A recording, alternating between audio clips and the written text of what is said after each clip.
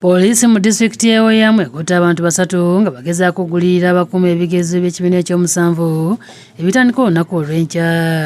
Abakwatiddwa kuliko Dong George, Director w'essomero erya Altura Community Primary School erisangibwa mu disitulikiti y'e Oyamu, ssaako Ekutte Simon ow'emyaka 32 yali omusomesa mu ssomero lino ne Awok Lovisa ow'emyaka 26 nga musomesa mu St. Gracious Primary School, Balopwa Lira City Division. Ssaabawandiisi w'ekitongole kya UNEB Daniel Nokurachi Odong alabudde abaagala okubba ebigezo. Our people, our security teams are alert on the ground.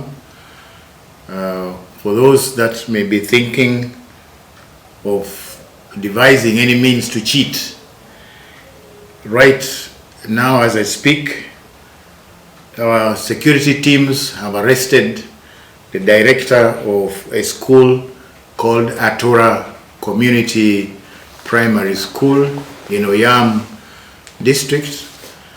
This director got to know a scout who was supposed to go and be responsible for the overseeing examinations tomorrow in his school.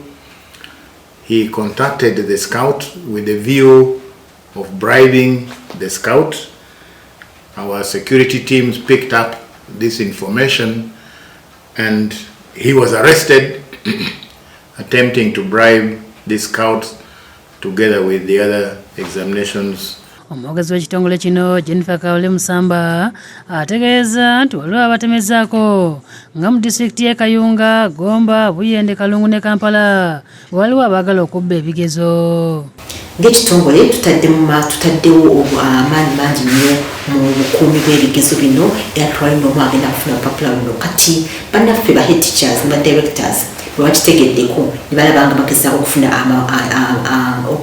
omwaganya omulago bayinza okuba nga bayitamu, naye kirungi tukwagana n'abantu bangi ab'ebyokwerinda ate ne basuperwazi baffe nabo tubalina mu field, so gamunanga ali eyo teweeyibaala. Abayizi 7,785 be bagenda okutuula ebigezo mu ggwanga lyonna olunaku olw'enkya nga bakutandika n'ekigezo eky'okubala.